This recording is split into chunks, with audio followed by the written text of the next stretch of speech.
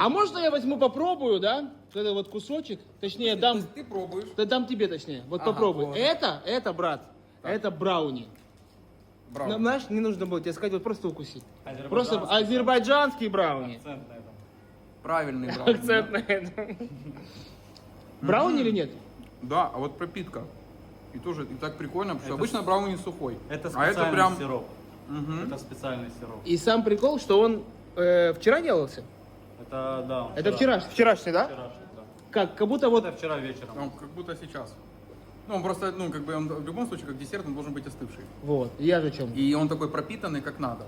То есть он как дошел до своей консистенции. Слушай, вот ты как азербайджанец, да? Вот много людей, вот азербайджанцев живет в Германии, в Европе. Можешь вот сказать на азербайджанском, что франшиза от Фаскава от 9 тысяч евро сегодня стартует? И обратиться к коллегу. Ya могу сказать, Олег, yani bütün Azərbaycanlılara səslənirəm buradan. Çox gözəl bir təklif var. Fastkavanın franşizası ancaq 9000 evrodan başlayır. Yəni tələsin.